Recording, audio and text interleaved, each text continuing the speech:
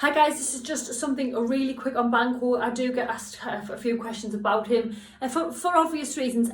One of the really big things he says, and it's quite a long quotation so you'll want to condense it down, but I'll attach it here, is he says the agents of evil often tell us part of the truth in order to lead to our destruction. They earn our trust by telling us the truth about little things, but then betray us when it will damage us the most. So you can see it's a long quotation, so by no means would I expect you to remember it all, but there's things that we can do with this quotation that to me will answer nigh or nearly there or thereabouts most of your questions in Macbeth. So the first thing we need to understand is, I like to look at Latin and where words have came from. And the word betray, interestingly, comes from the Latin trader with an E on the end. And that meant originally to hand over.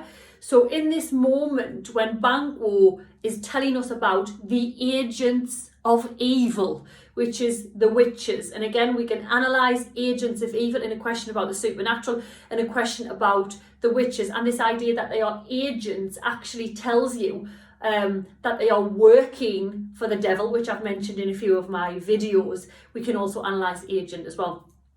So back to this notion of betray coming from the Latin trader, to hand over.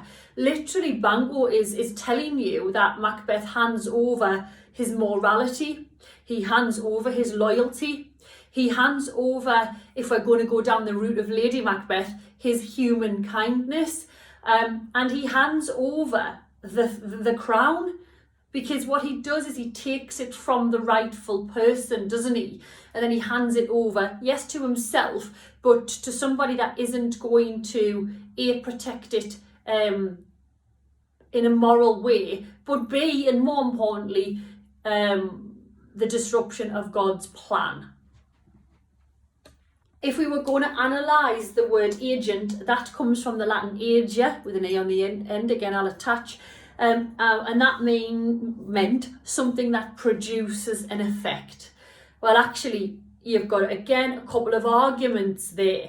The agents of evil literally produce an effect on Scotland, on the hierarchy, on the chain of being, on the throne, on Macbeth, Lady Macbeth, Macduff. It's absolutely huge, the effect that they produce. On a more human scale, they produce an effect on humanity in terms of this Carl Jung argument about that part of our brain that is the shadow, the dark part of our brain. The effect that is produced by the witches and in turn Macbeth naturally is destructive, which is exactly what Banquo is talking about. And then when we've got this idea that they give us just little bits of the truth and then reveal everything when it will damage us the most, then on a basic literal level, that's the second set of predictions, which to an extent damages Macbeth the most because it plays into his ego, doesn't it? It plays into his notion that, I can't die. And it damages him the most at the end when the truth is fully revealed. And the truth being fully revealed is that, essentially that Macduff's going to kill him, isn't it? Like, to a certain extent. And the other truths that are revealed are about his power being limited, about his ambition being too much, about it being his fatal flaw, about the disintegration of his relationship with Lady Macbeth. And I suppose to a certain extent, if we link it into the juggling fiends, the fact that he's just been a puppeteer. Finally, in this quotation, if we look at the word damage us, and again, I'm not saying you need to know every root word, but just as part of your revision, you might remember the stuff that I'm saying here. Then damage comes from damn, which comes from damn. And obviously damned, eternal damnation, punishment, is straightforward here in terms of analysis. And again, it's Banquo that's pointing that out. Banquo, who acts as the foil to Macbeth throughout, is telling him that actually, do you know what, if you listen to this little truth that the witches have supposedly given you, these agents of evil, you in turn will be damned.